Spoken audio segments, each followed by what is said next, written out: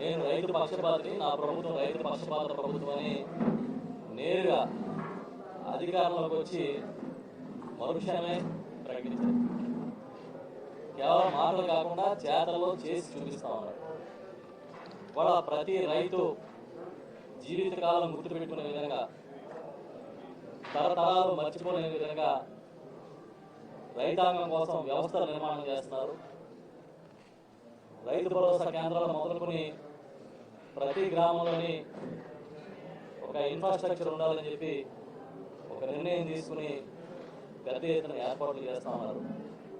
ఇంకో పక్క రైతు మీద ఒత్తిడి లేకుండా వైఎస్ఆర్ రైతు భరోసా పిఎం కిసాన్ కింద పెట్టుబడి సాయం అందించే కార్యక్రమం దగ్గర నుంచి ఉచితంగా ఇన్సూరెన్స్ చేసే వైఎస్ఆర్ ఉచిత పంటల బీమా పథకం వరకు చెప్పినట్టుగా చెప్పిన సమయానికన్నా ముందుగానే వాళ్ళ కార్యక్రమాలు నిర్వహిస్తూ ఉన్నారు. ఏదైనా విపత్తు వచ్చినా, పంటలు నష్టపోయినా తక్షణమే వారికి పరిహారం అందించే కార్యక్రమానికి అదే సీజన్లో ఇవ్వాలని ఆయన శ్రీకారం చుట్టిన విషయం కూడా మీకు తెలుసు. ఒక పక్క రైతులు మనసులో, వారి గుండెలో తండ్రి ఆనాడు రాజశేఖర రెడ్డి గారు చెప్పిన దానికన్నా, ఆయన చేసిన దానికన్నా అదనంగా చేస్తూ జగన్మోహన్ రెడ్డి గారి స్థానం సంపాదించుకుంటూ ఉంటే కళ్ళు కుట్టి కడుపు మంట బ్యాచ్, తెలుగుదేశం బ్యాచ్ రోడ్ల మీదకి వచ్చి ఉత్తరాలు రాసి ముఖ్యమంత్రి గారి మీద అవాకులు చవాకులు మాట్లాడుతూ ఉన్నారు. బహుశా వారి కడుపు మంట కారణం ఏంటంటే ఇంకా ఆ పార్టీకి, తెలుగుదేశం పార్టీకి రాష్ట్రంలో పుట్టగతులు అని వాళ్ళకి అర్థమైంది. దానివల్ల కొత్తగా ఏదో రైతు ప్రేమికులాగా సీజన్కి ఒక అవతారం ఎత్తడం వాళ్ళకి అలవాటు. ప్రస్తుతం ఈ సీజన్లో రైతు ప్రేమికులు అవతారం ఎత్తి మాట్లాడుతున్నారు. అసలు సిగ్గు శరం భగవంతుడు ఆ పార్టీలో ఉన్న నాయకులు పెట్టలేదు, బుద్ధి జ్ఞానం కూడా లేనట్టుగా మాట్లాడుతున్నారు. అయ్యన్న పాత్ర గారు ఒక లెటర్ రాసినట్టుగా చూసాం వాళ్ళ పత్రికల్లో. దేవినేని ఉమా గారు కూడా సేమ్ లెటర్ మొన్న రిలీజ్ చేశారు. ఇంకా ఏదో కొంతమంది పెద్దలు మాట్లాడుతూ ఉన్నారు, మాజీ మంత్రులు అందరూ. తండ్రి కొడుకు ఎక్కడో హైదరాబాద్ ఎక్కడో విస్తూ వాళ్ళంతా ఒక ఎజెండా పెడుతున్నారు. రోజుకి ఒక కార్యక్రమం తీసుకుని ఇవాళ ఈ రకమైన బురద జల్లాలి ఈ ప్రభుత్వం మీద, ముఖ్యమంత్రి గారి మీద, ఆ కార్యక్రమం చేస్తా ఉన్నారు. నేను చెప్తాను, ఈ రాష్ట్రంలో పంటల సాగు అంతా బాగుంది, రైతులు కూడా బాగున్నారు. ఎవరంటే బాధపడుతున్నారు, గంజాయి సాగు లాంటివి చేసే తెలుగుదేశం నాయకులు బాధపడుతున్నారు. అలాంటి గంజాయి సాగులు మాత్రం ఈ రాష్ట్రంలో జరగమో, ఆ సాగుని ప్రోత్సహించాం, అలాంటి సాగు చేసే వాళ్ళని ఉత్పన్నం అవుతాం. ఇందులో ఏమీ తేడా లేదు. గత 3 నెలల నుంచి తీసుకుంటే తూర్పుగోదావరి జిల్లాలో ఎస్పీ గారి ఆధ్వర్యంలో ప్రతిరోజు ఎక్కడో చోట ఈ గంజాయి రవాణా కార్యక్రమాన్ని అడ్డుకుంటూనే ఉన్నాం, పట్టుకుంటూనే ఉన్నారు.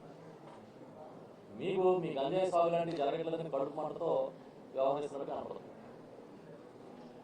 మేమైతే చెప్తున్నాం, ఈ రాష్ట్రంలో ప్రతి రైతు కళలోనూ ఆనందాన్ని చూడాలి, సంతృప్తిని చూడాలనే ఉద్దేశంతో ఈ ప్రభుత్వం పనిచేస్తూ ఉంది.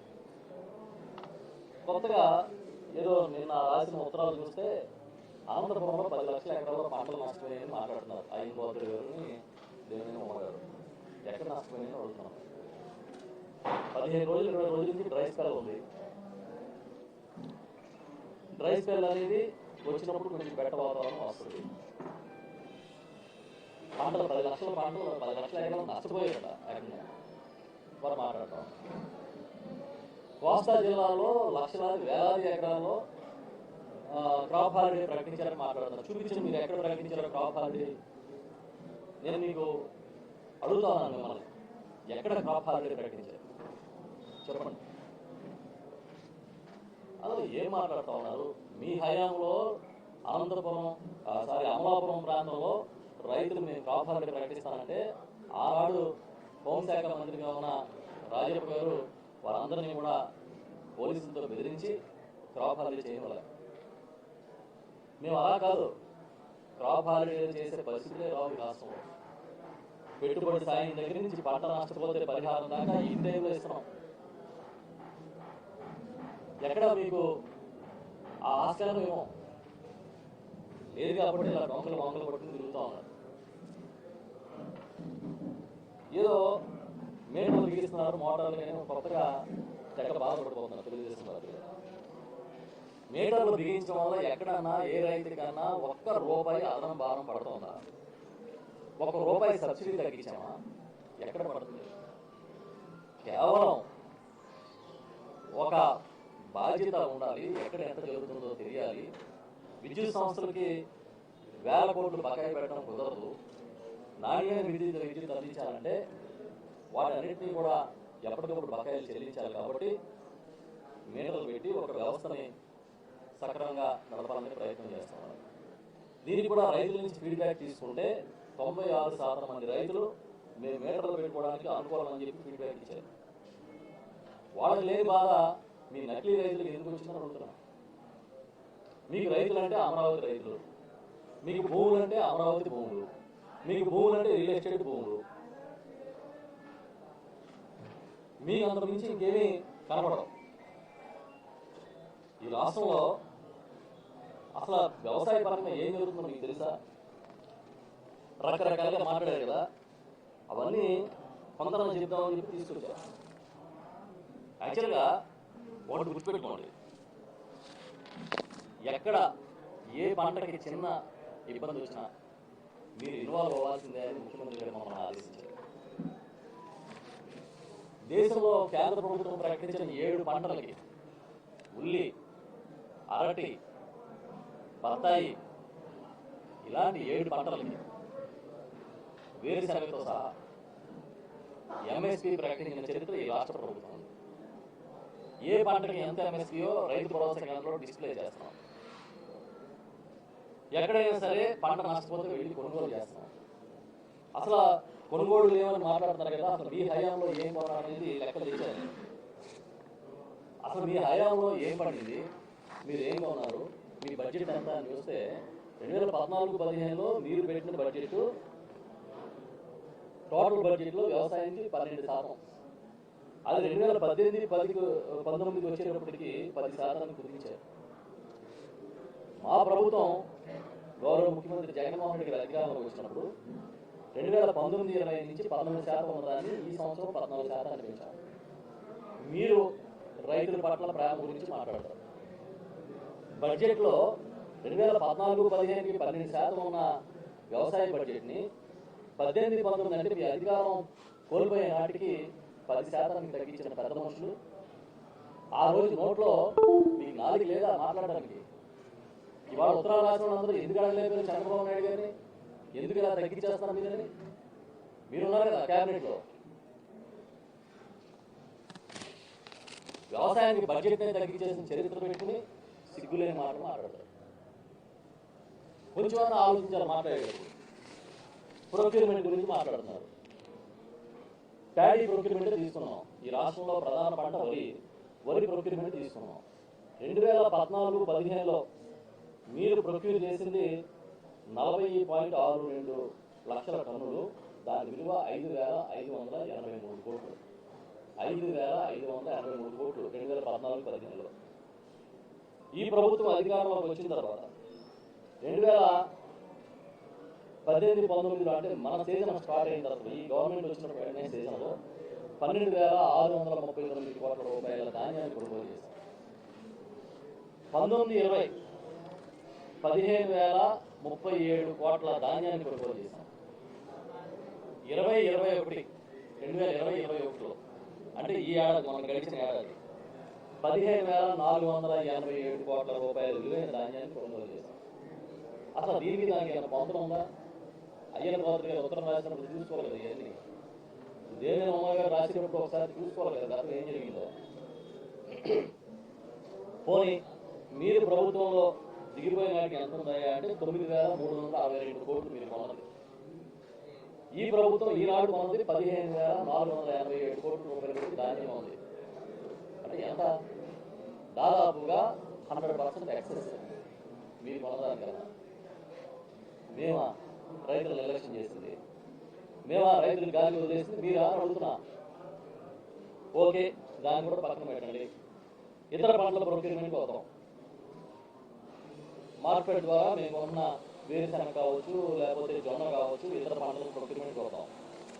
పర్టికులర్గా మార్కెట్ ప్రొక్యూర్మెంట్ అంటే పల్సెస్ చేస్తాం, పప్పు ధాన్యాలు, మొక్కజొన్న, తర్వాత జొన్న, గ్రౌండ్ నట్టు, ఇతర మిల్లెట్స్, టర్మరిక్ కొంత, రాగి వంటివి కొంత. ఇవన్నీ కలుపుకుంటే ఇంక్లూడింగ్ ఆనియన్స్ 2014-15లో మీరు కొనుగోలు చేసిన ఈ మహత్తరమైన పరిపాలన చెప్తారు కదా, ప్రచారం చేసుకుంటారు కదా, మీ అంత గొప్ప పరిపాలన చంద్రబాబు నాయుడు గారు లాంటి మహానాయకుడు లేడని మీ నమ్మకం కదా. ఆ పరిపాలనలో మీరు కొన్నది 402 కోట్ల రూపాయలు. 402. ఈ పంటలన్నీ కలిపి మీరు కొన్నది. 2019-20 మనం అధికారంలోకి వచ్చిన వెంటనే గౌరవ ముఖ్యమంత్రి జగన్మోహన్ రెడ్డి గారు అధికారంలోకి వచ్చిన తర్వాత మొదటి సంవత్సరం కొనుగోలు చేసింది 2595 కోట్లు. అర్థమైందా మీకేమన్నా? ఎక్కడున్నారు మీరు? ఎక్కడ ఉన్నారో మేము ఎక్కడ ఉన్నారో రైతుల విషయంలో. కోవిడ్ సమయంలో ఉల్లి మొదలుకొని, అరటి మొదలుకొని, చివరికి ఎక్కడో బూడిద గుమ్మడికాయలు కూడా పండించితే కొనలేకపోతున్నారంటే వాటిని కూడా కొనుగోలు చేసాం. బత్తాయి, అరటి లాంటివి కొనుగోలు చేసి మార్కెట్లు దేశవ్యాప్తంగా మూతపడితే మహిళా సంఘాలు పెట్టి ఇంటింటికి పంపించాం. తెలుసా మీకు? తెలుసా? పూలు, ఫ్లోరికల్చర్, పువ్వులు పండిస్తున్న రైతులు నష్టపోతా ఉంటే టీటీడీ నుంచి, తిరుమల తిరుపతి దేవస్థానం నుంచి పువ్వులు కొని దాదాపు 8 కోట్ల రూపాయలతో ఇతర దేవాలయాలన్నింటినీ కూడా పంపించడం జరిగింది. ఏమైనా ఐడియా ఉందా అసలు? మీకు తెలుసా? క్రాప్ ఇన్సూరెన్స్ తీసుకున్నాం. ఇవాళ క్రాప్ ఇన్సూరెన్స్కి ఈ క్రాప్ బుకింగ్ అయితే చాలు, ఎవరి దగ్గరికి వెళ్ళి ₹1 కట్టక్కలే ప్రీమియం. మీరు క్రాప్ ఇన్సూరెన్స్లో ఏం చేయాలి? మీ హయాంలో అయితే రైతు ప్రీమియం చెల్లించి, అది కూడా కేవలం రుణం తీసుకున్న రైతుకి మాత్రమే, వసూలు లేదు, వేల రూపాయలు ప్రీమియం కడితే. ఇప్పుడు ఈ ప్రభుత్వంలో గౌరవ ముఖ్యమంత్రి జగన్మోహన్ రెడ్డి గారు తీసుకున్న నిర్ణయం ప్రకారం ఈ క్రాప్ జరిగితే చాలు, ఆటోమేటిక్గా ఇన్సూరెన్స్ కవరేజ్ వస్తున్నట్టే. ఒకసారి అది కూడా చూద్దాం.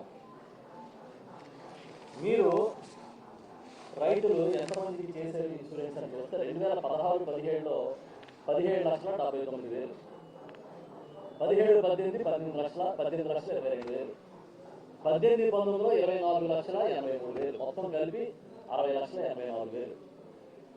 కానీ ఈ హయాంలో మా ముఖ్యమంత్రి గారి నిర్ణయం మేరకు 19-20, 20-21 2 సంవత్సరాలు కలిపి 1,21,11,11,000 మంది రైతులకి ఇన్సూరెన్స్ చేశాం. పంటల ఇన్సూరెన్స్ చేశాం. ఎక్కడ పొందుతుందా మీకు మాకు? ఒకసారి ఆలోచించుకోండి, ఎక్కడ తీసుకోండి. మీరు మాకు చెప్తారు కబురు. మీరు ఈ ప్రభుత్వం రైతు వ్యతిరేక ప్రభుత్వం మాట్లాడతారా? మీరు ఈ ప్రభుత్వాన్ని రైతులు పట్టించుకోవట్లేదని ఆరోపించే స్థానం ఉందా మీకు? అసలు ముందే చెప్పా, ఇది రైతు పక్షపాత ప్రభుత్వాన్ని మా ముఖ్యమంత్రి జగన్మోహన్ రెడ్డి చెప్పారు. పోనీ క్లైమ్ సెటిల్మెంట్లు తీసుకోండి. ఈ 2 ఏళ్లలో 3,716 కోట్ల రూపాయలు నేరుగా రైతాంగానికి ఈ ప్రభుత్వం ఇన్సూరెన్స్ గా చెల్లించింది. మీరంతా కలిపి ఏం చేశారు? మొత్తం మీ సీజన్లో, మొత్తం మీ వ్యవహారం అంతా కలిపి కనీసం 2,000, మొత్తం 5 ఏళ్లలో తీసుకుంటే 2,500 కోట్లు 5 ఏళ్లలో. మీకు అసలు గతం మర్చిపోవడం అనేది ఒక గొప్ప కన్వీనియంట్గా ఉంటారు తెలుగుదేశం పార్టీ. ఆ రోజు పేపర్లో వాళ్ళకి కావాల్సిన ఎల్లో మీడియాలో రాసిన పతాక శీర్షికలు చూసిన ఆనందపడడంలో జీవితం అంతా గడిపేశారు. ఒక రైతుకి మంచి చేద్దాం లేదు. ఇవాళ చూడండి, ఏ గ్రామంలో వెళ్ళి ఒక రైతు భరోసా కేంద్రం చూడండి. మొన్న తెలంగాణ మంత్రి గారు వచ్చి, వ్యవసాయ శాఖ మంత్రి గారు, ఇది అద్భుతంగా ఉందని ప్రకటించారు.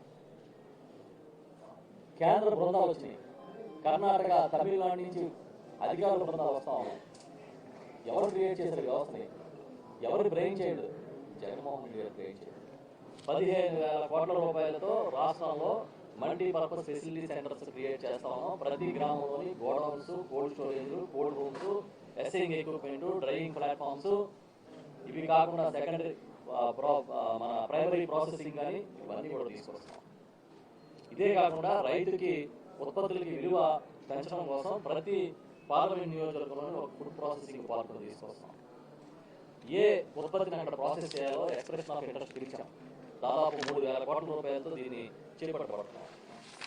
ఇదే కాదు, మీరు ఏ ఒక్క విషయంలో మాట్లాడడానికి సరిపోదు. రైతులకు సంబంధించి మీ హయాంలో సబ్సిడీ విత్తనం కావాలంటే క్యూలో ఉంచోవాలి. రైతులు రోజుల తరబడి క్యూలో ఉంచోవాలి. పోలీసులు లాఠీ ఛార్జీలు భరించాలి. ఇవాళ రైతు భరోసా కేంద్రం దగ్గరికి తీసుకెళ్లి కావలసిన విత్తనం ఇచ్చే కార్యక్రమాన్ని మా ప్రభుత్వం గౌరవ ముఖ్యమంత్రి జగన్మోహన్ రెడ్డి గారు తీసుకున్నారని చెప్పి తెలియజేస్తున్నాను. ఒకవేళ ఎక్కడైనా రైతు విత్తనాన్ని రిజెక్ట్ చేస్తే వెనక్కి తీసుకోమని సీఎం గారు ఆదేశించారు. వారికి నచ్చకపోతే వెనక్కి తీసుకోండి, మళ్ళీ వారికి కావాల్సిన విత్తనాన్ని ఇవ్వమని ఆదేశించారు. మీరు మీ హయాంలో ఏంటి, తన్నులు తిని లాఠీ ఛార్జీలు భరించి లైన్లో నుంచుని పట్టుకెళ్ళాలి. అది నాణ్యత బాగోపోయినా అలో లక్ష్మణ అనాల్సింది తప్ప చేసే పని ఏం లేదు. ఇది కాకుండా అక్రమాలు, లారీలు లోడ్లు రాకముందే లోడ్లు వచ్చినట్టు రాసుకోవడం, రైతులు ఇవ్వకముందే ఇచ్చినట్టు రాసుకోవడం. ఇప్పుడు ఇవే లేవు. అన్ని కంప్లీట్ ఈ క్రాప్ బేస్డ్ సోషల్ ఆడిట్. ఏ రైతుకి ఏ ప్రయోజనం ఇచ్చిందో రైతు భరోసా కేంద్రాల్లో పెడతాం, వెళ్ళి చూసుకోండి. మీ కార్యకర్తలు ఉన్నారు కదా, అక్కడక్కడ కొద్దిగా మిగిలేరు కదా, ఒకళ్ళు ఇద్దరు ఉంటారు కదా పాపం, వాళ్ళు వెళ్ళి చూడమని. మీ అచ్చెన్నాయుడు గారి స్టేట్మెంట్ ఆ తిరుపతి వచ్చిన తర్వాత పార్టీ లేదు ఒక్కలేదు అన్నారు కదా పాపం, దాన్ని తప్పించుకోవడం కోసం ఇలా అప్పుడప్పుడు ఉత్తరాలు రాయడం, అప్పుడప్పుడు ఏదో అవాకులు చావులు ముఖ్యమంత్రి గారితో మాట్లాడడం, మీకు కావాల్సిన పత్రికలో మీరు రాసుకోవడం, పతాకు చేసి అది చూసి మీరు సంకలం పెట్టుకోవడం. ముందే చెప్పినట్టుగా మీ గంజాయి సాగులు అయితే ఇప్పుడు సాగవు. ఇది ఖాయం.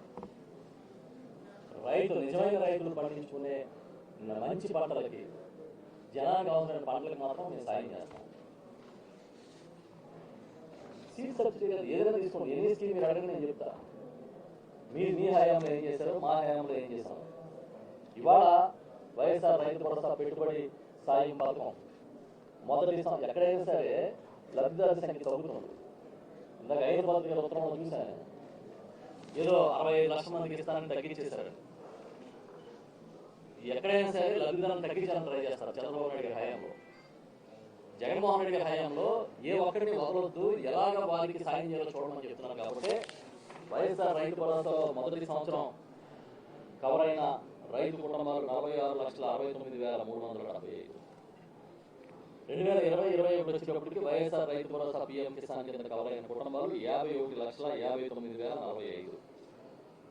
మూడో సంవత్సరం వచ్చేటప్పటికి మొదటి విడతలో, అంటే ఈ ఏడాది మొదటి విడతలో 51,98,034. పెరిగినాయా తగ్గినాయా? తగ్గించామన్నారు కదా, మీరు రైతుల సంఖ్య తగ్గిపోతుంది తగ్గించేస్తానన్నారు కదా. మేము అడుగుతున్నాం, మీకు తెలుసు కదా, మీరంతా లెక్కలు పండితులు కదా, చెప్పండి. ఒకే ఉత్తరాన్ని దేవేంద్ర ఉమ్మగారు ఒకసారి రాశారు ముఖ్యమంత్రి గారికి, అయిన పదవి ఒకసారి రాశారు.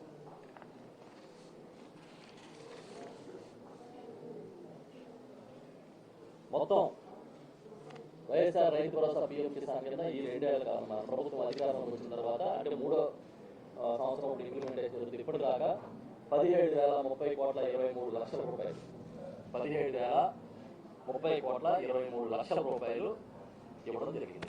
ఈ ఒక్క పథకం మీద రైతులకి నేరుగా వారి అకౌంట్లో వేయడం జరిగింది. ఇది హిస్టరీ. అంటే మీరు చేశారు 85,000 కోట్లు రుణమాఫీ చేస్తానని రకరకాల లెక్కలేసి దాన్ని 25,000 కోట్లు తెచ్చి చివరికి ఇచ్చినంత 12,750 కోట్లు. ఇది మీ చరిత్ర. చెప్పిన దానికన్నా ఎక్కువ ఇచ్చే చరిత్ర జగన్మోహన్ రెడ్డి గారు. మీరు 5 ఏళ్లలో చేసిన రుణమాఫీ కన్నా ఇచ్చిన పెట్టుబడి సాయం ఎక్కువ. మొత్తం ఇప్పుడు వరకు రైతాంగానికి చేసి చూస్తే మీ 14 ఏళ్ల జీవిత కాలంలో ముఖ్యమంత్రిగా ఈ చేసిన దానికన్నా 2 ఏళ్ల కాలంలో మా ముఖ్యమంత్రి జగన్మోహన్ రెడ్డి గారు రైతులు చేసింది ఎక్కువ. లెక్కలు తీసుకోండి, ఖాళీ ఉన్నారు కదా, తెప్పించుకోండి లెక్కలు. ఖాళీగా కూర్చుని ప్రచారం కోసం ప్రభుత్వం మీద బురద జరగడం కాదు. ఎనీథింగ్. వడ్డీ లేని రుణాల గురించి లెక్కలు కావాలా మీకు? మీరు ఎంత ఇచ్చారు, మేము ఎంత ఇచ్చారు చెప్పాలా? వడ్డీ లేని రుణాలు తీసుకుంటే 2014-15 నుంచి 18-19 వరకు మీ సెటిల్మెంట్లు అంతా కలిపి 685 కోట్లు మీరు ఇచ్చింది. కానీ మీరు పెండింగ్ పెట్టినా ఎంతో తెలుసా? మేము ఇచ్చింది. మీరు పెండింగ్ పెట్టి రైతులకి ఇవ్వక బ్యాంకులు మొత్తం లబోదీవం అంటూ ఉంటే ఈ ముఖ్యమంత్రి గారు గౌరవనీయులు జగన్మోహన్ రెడ్డి గారు 688 కోట్లు మీ పాత బాకీలు మేము ఇచ్చాం. మేము వచ్చే నాటికి విత్తన బాకీలు కూడా తీర్చకపోతే 385 కోట్ల రూపాయలు ముఖ్యమంత్రి జగన్మోహన్ రెడ్డి గారు ఇచ్చారు. మేము వచ్చే నాటికి మీరు ధాన్యం బాకీలు తీర్చకపోతే ఈ ముఖ్యమంత్రి గారు వచ్చిన తర్వాత 2000 కోట్ల రూపాయలు ధాన్యం బాకీలు ఇచ్చారు. శనగ రైతులకి క్వింటాల్కి 1500 రూపాయలు చొప్పున ఇన్సెంటివ్ ఇచ్చారు. 93 కోట్ల రూపాయలు మీరు ఇస్తానని ఇవ్వలేని మొక్కజొన్న రైతులకి మా ముఖ్యమంత్రి గారు ఇచ్చారు. ఆయిల్ పామ్ రైతులకి తెలంగాణతో ఈక్వల్గా ఓఈఆర్ రేట్ ఇస్తానని చెప్పి 80 కోట్ల రూపాయలు వారికి అదనంగా ఇచ్చిన చరిత్ర మా ముఖ్యమంత్రి గారు. ఏమైనా ఇలాంటి ఆలోచన వచ్చినాయా? చివరికి పేపర్ మిల్లులకి కర్ర తోలి రైతాంగానికి డబ్బులు రాకపోతే ఆ డబ్బులు కూడా మా ముఖ్యమంత్రి గారు చెల్లించారు. తీసుకోండి, మీరు ఒకసారి వివరాలు తీసుకుని అడిగి ఉన్నారు కదా, చాలా తెలుసుకోండి. పరిపాలన అంటే ఎలా చేయాలో, సంక్షేమం అంటే ఎలా చేయాలో, ముఖ్యమంత్రి గారు ఎలా చేస్తారో జగన్మోహన్ రెడ్డి గారు తెలుసుకోండి. మీ కడుపు బాధ, కడుపు మంట, పెద్ద పదాలు మాట్లాడుతూ ఉన్నారు జగన్మోహన్ రెడ్డి గారు. వాళ్ళ అగ్రికల్చర్ అడ్వైజరీ బోర్డ్స్ పెట్టి గ్రామ స్థాయి నుంచి రాష్ట్ర స్థాయి వరకు ప్రతి నెల క్రమం తప్పకుండా రైతుల నుంచి సమాచారం, సలహాలు, సూచనలు తీసుకుని దాన్ని బట్టి ప్రణాళికలు సిద్ధం చేస్తున్న ప్రభుత్వం మా ప్రభుత్వం. సుమారు 1,00,000 మంది రైతులు పార్టిసిపేషన్ నడుస్తున్నారు. ఎప్పుడైనా ఒక రైతు సలహా ఇస్తే విన్నారా మీరు? ఎప్పుడైనా ఒక రైతు సూచన చేస్తే తెలుసుకున్నారా మీరు? కానీ మేము అడిగి సలహాలు తీసుకుంటున్నాం, రైతాంగం నుంచి కోరి సూచనలు అడుగుతున్నాం. మీరు చెప్పండి, క్షేత్రస్థాయిలో మీకు ఏం కావాలో దాన్ని బట్టి మేము ప్రణాళిక సిద్ధం చేస్తామనేది మా ముఖ్యమంత్రి జగన్మోహన్ రెడ్డి గారి రైతు సిద్ధాంతం. కొంచెం పదాలు వాడేటప్పుడు కూడా సమయం పాటిస్తే మంచిది. అలా కాకుండా మీరు ఏదో నోటికి వచ్చినట్టు మాట్లాడితే మాత్రం బాగోదని చెప్పి సందర్భంగా చెప్తున్నాం. పిచ్చి పిచ్చిగా మీరు మాట్లాడేసిపోవడం, పాప ఏదో ఎవరో జనం నమ్ముతారేమో ఇంకా భ్రమలో ఉండడం. మిమ్మల్ని నమ్మే పాలన అయితే పంచాయతీ ఎన్నికల్లో ఏ రిజల్ట్ వచ్చింది మీకు? ఎంపీడీసీ జడ్పీడీసీలో ఏమొచ్చింది రిజల్ట్? క్యాండిడేట్లే పెట్టలేక హైదరాబాద్లో అక్కడ ఇక్కడ దోకున్నారు కదా. రాష్ట్రంలో ఇవాళ ఏ ఒక్క అంశాన్ని వదిలిపెట్టకుండా ముందుకు తీసుకెళ్తాం. ఎక్కడా కూడా రైతుకి ఏ ఇబ్బంది రాకూడదంటే ప్రతిరోజు పొద్దున్నే లేచిన తర్వాత ఫస్ట్ మేము చేస్తున్న పని ఏంటంటే రాష్ట్రంలో వ్యవసాయ పరిస్థితుల మీద సమీక్షించుకుంటాం. ఇప్పుడు ఎరువులు సరఫరా మీద సమీక్షించుకుంటున్నాం. ఇవాళ అవైలబిలిటీ ఎంత ఉంది ఎరువులు అని అంటే క్లోజింగ్ బ్యాలెన్స్ ఇంకా 7,38,000 టన్నులు మన దగ్గర సిద్ధంగా ఉంది. ఇందులో యూరియా 2,60,000 టన్నులు ఉంటే కాంప్లెక్స్ ఎరువులు 3,35,000 టన్నులు ఉంది ఇవాళ మన దగ్గర. రైతు భరోసా కేంద్రాలు ఎక్కడ అడిగితే అక్కడ ఎరువులన్నింటినీ అందుబాటులో ఉంచుతాం. ఇది వాస్తవం. దయచేసి మీరు కూడా చాలా చాలా పదవులు ఉన్నారు, ప్రభుత్వాలు ఉన్నారు. ఇప్పటికైనా మాట్లాడేటప్పుడు ఉత్తరాలు రాసేటప్పుడు జాగ్రత్తగా రాయండి. ఎవడో ఉత్తరం రాస్తే సంతకం పెట్టామనుకోండి, అది మన అకౌంట్లో ఉంటుంది కదా. దేవుని అమ్మగారు రాస్తారు ఉత్తరాలు అక్కడ కూర్చుని. ఆ పోలవరం గురించి రాస్తున్నారు. దాంట్లో పోలవరం ప్యాకేజీ కోసం కక్కుర్తిపడి రాత్రి ఈ రాష్ట్ర ప్రయోజనాలని తాకట్టు పెట్టేశారు కదా మీరు. అంచనాలని పెంచకపోయినా కూడా ఓకే అని చెప్పి ఆ అంచనాలకు సంబంధించి 2018లో ఉత్తరం వస్తే కనీసం రిప్లై రాయలేకపోయారు కదా. ఆనందాన్ని గాలి వదిలేశారు కదా. పోలవరం ప్రాజెక్టు గురించి మాట్లాడుతున్నారు. మాకు ప్రాజెక్టు పనులు, కాంట్రాక్ట్ పనులు వస్తే చాలు, ఇంకేం అక్కర్లేదని కాళ్ళ వేళపడి మీరు ప్రత్యేక హోదాను తాకట్టు పెట్టి ప్యాకేజీలో భాగంగా దాన్ని తెచ్చుకున్న విషయాన్ని మేము మర్చిపోయాము, ప్రజలు మర్చిపోయాము. దయచేసి గతం మర్చిపోయే అలవాటు మీకు ఉంది, కానీ మీ గతాన్ని మాత్రం మేము బాగా గుర్తుపెట్టుకుంటాం. ఎందుకంటే మీలాగా మేము తప్పులు చేయకూడదు కాబట్టి, మీలాగా ప్రజల్లో మేము చులకన కాకూడదు కాబట్టి. మీరు మర్చిపోతారు కానీ మీరు ఏమేం చేశారో, మీ చరిత్ర ఏంటో, ఎప్పుడు ఏ పార్టీతో మీరు అంటగాగారో, ఎప్పుడు ఎవరిని ఎలా ముంచేశారో, ఎప్పుడు ఎవరిని ఎలా పొడి చేశారో మీరు మర్చిపోతారు, మేము ఎందుకు మర్చిపోతాం. అందుకనే రాయగడ ఉత్తరాలు రాసిన జాత అది చెప్తాను. మేడం మాట్లాడతారు.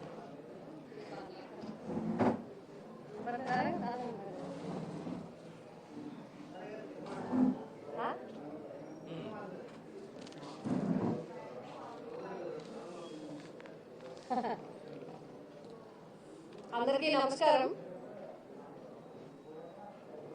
ముందుగా వైఎస్ జగన్మోహన్ రెడ్డి గారు, గౌరవ ముఖ్యమంత్రి గారికి విద్యార్థినులందరి తరఫున హృదయపూర్వకంగా ధన్యవాదాలు తెలియజేస్తున్నాను. కిషోర బాలికలందరికీ 7th to 12th క్లాస్ వరకు మరి ఎవరికి ఎప్పుడూ రాని ఆలోచన, ఒక అన్నగా వాళ్ళకి అండగా ఉండాలని 10 లక్షల మంది స్టూడెంట్స్కి పట్టణ రూరల్ ప్రాంతాల్లో ఉన్న విద్యార్థినులందరికీ కూడా శానిటరీ నాప్కిన్స్ ఇవ్వాలని 32 కోట్ల రూపాయలతో 10 లక్షల మందికి రాష్ట్ర వ్యాప్తంగా వారి ఆరోగ్య భద్రత కోసం, పరిశుభ్రత కోసం,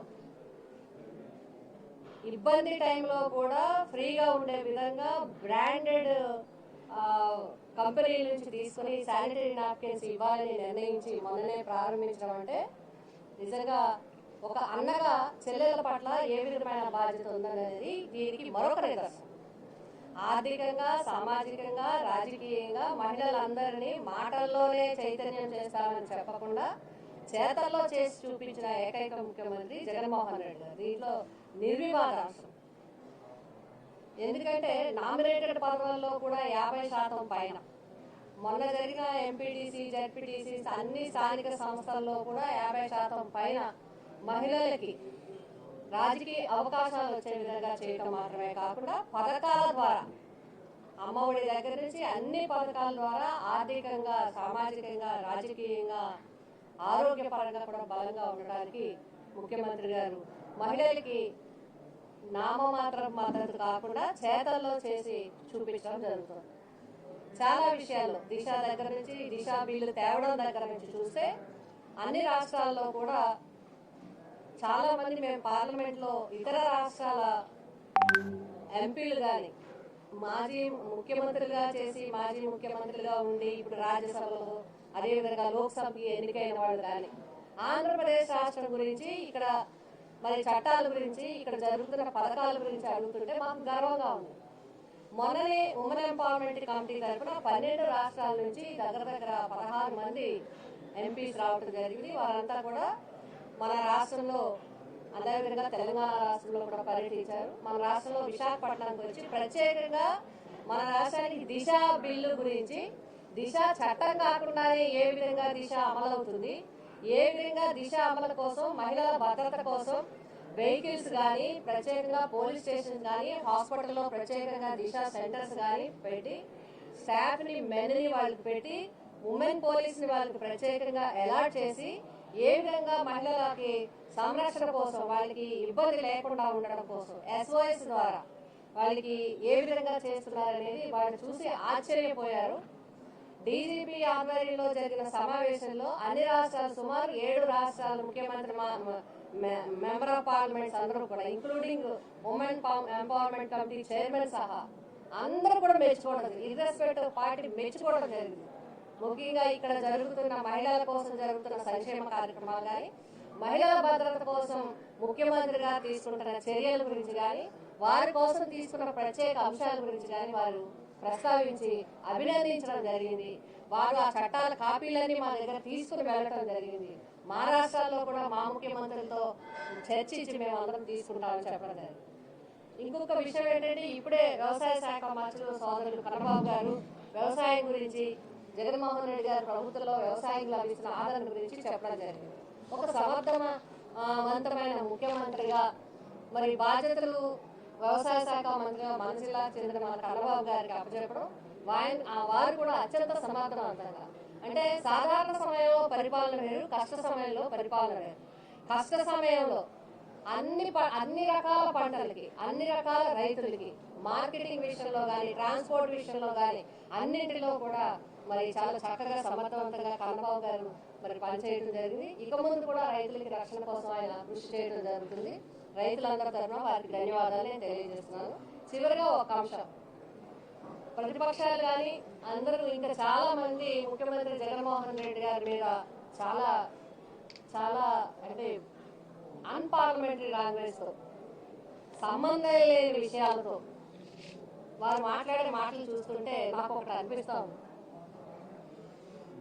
బాధతో కూడిన, ఆందోళనతో కూడిన, భయంతో కూడిన ఒక స్టేట్మెంట్ వస్తున్నాయి. వారు నేను ఎందుకు అంటున్నానంటే, ప్రజలందరికీ ఇన్ని కార్యక్రమాలు ఎందుకు ఇవ్వాలి, ప్రజలందరికీ ఇన్ని కార్యక్రమాలు అందించేస్తే ఎలాగా, ప్రజలకి ఇలాంటి సంక్షేమ కార్యక్రమాలు, ఇలాంటి కార్యక్రమాలు ఇవ్వటం వల్ల వాళ్ళకి ఆందోళన కలుగుతుంది.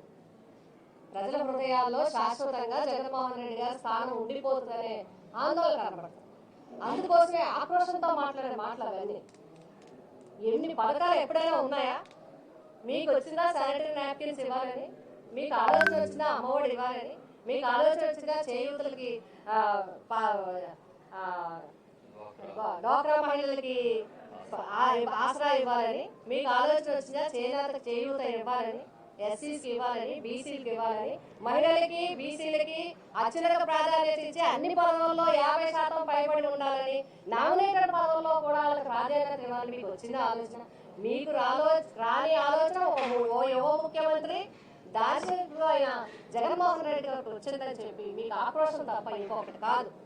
ప్రజలందరూ ఈ పథకాల పట్ల ఇంకొక మాట నేను చెప్తాను, పేదరికాన్ని చూసి ఓట్ల కోసం చేసిన పథకాలు మీకు, పేదరికం చూసి ఆ కమిటీ ఈ కమిటీ పేరు చెప్పి పేదల్ని ఓటర్లుగా మీ చేతిలో గుప్పట్లో పెట్టుకోవాలని చూసిన ప్రభుత్వాలు మీకు కాదు.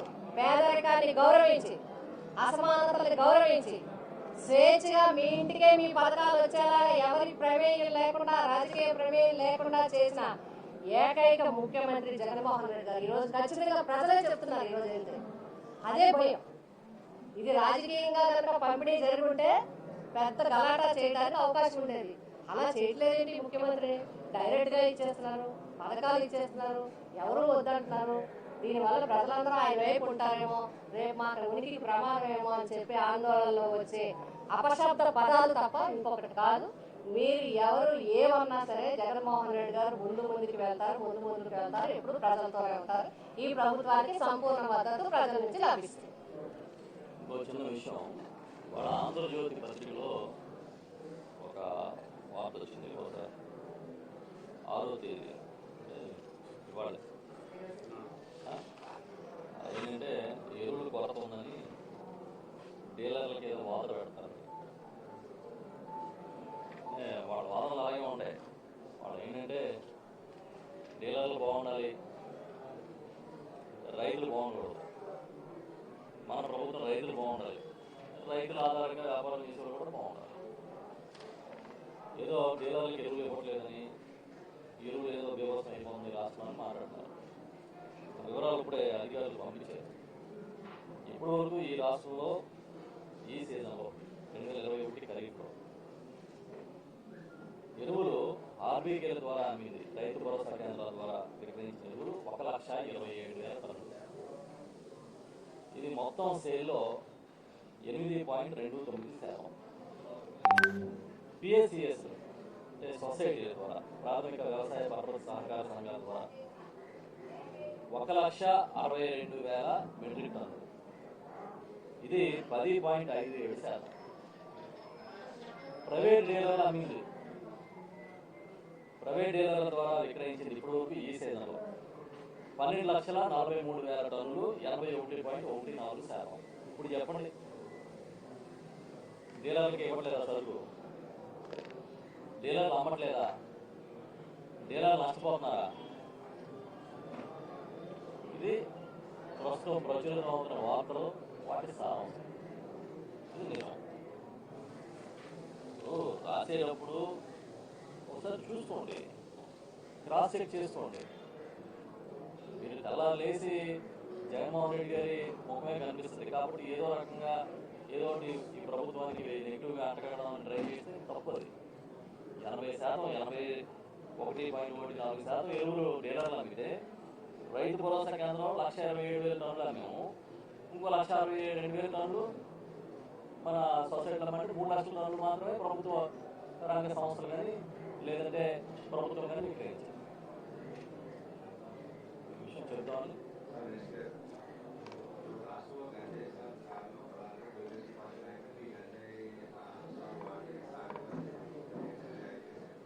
నేనేమన్నానండి,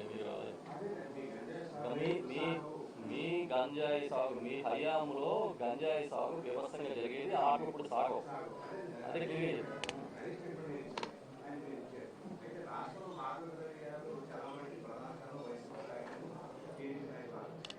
నేనేం చెప్పాను, ఇప్పుడు ఎలా లేచి వైఎస్ఆర్ పార్టీ మీద బురద జల్లడం, వైఎస్ఆర్ పార్టీ నాయకుడిని కారణాలు చేయడం, అదే లక్ష్యంగా పనిచేస్తున్నారు వాళ్ళు. ఎక్కడ ఏ జరిగినా అది గుజరాత్లో జరగవచ్చు, అమెరికాలో జరగవచ్చు, ఆఫ్రికాలో జరగవచ్చు, లేదా ఇంకెక్కడైనా జరగవచ్చు. అది తీసుకొచ్చి మోకాలకి బోర్డుకి మూడేసినట్టుగా తెలుగుదేశం పార్టీ నాయకులు పర్మనెంట్గా ఇంట్లో కూర్చుని ఏముంది పోయిందే ఉంది, ఒక మాటే కదా అనేయచ్చు, ఒక ఉత్తరం కదా రాసేయచ్చు, ఇష్టం వచ్చినట్టు బురద జరుగుతుంది. ఆధారాలు చూపించమనండి. మేము చెప్తున్నాం కదా, తెలుగుదేశం పార్టీ హయాంలో గంజాయి సాగు బాగా జరిగింది, ఇప్పుడు మేము అడ్డుకుంటాం. ఇదిగో ఈ ఒక్క 3 నెలల్లోనే మీకు తెలిసి ఇక్కడ మీడియా మిత్రులు అందరూ ఉన్నారు. ఈ ఒక్క జిల్లాలో, తూర్పుగోదావరి జిల్లాలో ఎస్పీ రవీంద్రబాబు గారి ఆధ్వర్యంలో ఎంత గంజాయి పట్టుకున్నారు, ఎంతమంది అరెస్ట్ చేశారు చెప్పండి. 6 లక్షలు 6 కోట్ల రూపాయల గంజాయి 2 monthsలో. మేడం చెప్తున్నారు 2 monthsలో. ఇది ఈ ప్రభుత్వం చిత్తశుద్ధి. మీకు ఎంతసేపు అక్రమ వ్యాపారాలు తెలుగుదేశం పార్టీ వారు చేశారు కాబట్టి అలాగే వైఎస్ఆర్ పార్టీ కూడా చేస్తుందేమో, వైఎస్ఆర్ పార్టీ నాయకులు చేస్తారేమో భ్రమ. మీరు తీసుకోండి, మీ హయాంలో మీ కార్యకర్తలు లేకపోతే మీరు ప్రోత్సహించిన వ్యక్తులు ఏ విధంగా పనిచేశారో, ఇప్పుడు ముఖ్యమంత్రి గారు ఏ విధంగా పనిచేస్తూ ఉన్నారో, ఏ విధంగా వ్యవస్థను పనిచేస్తున్నారో ఇప్పుడు మీకు తెలుసుకుంటూ తెలుస్తుంది. అర్థమైందా?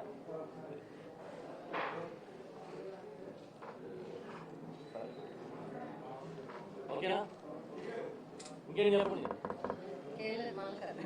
Right, close sir. Thank you అందరికీ.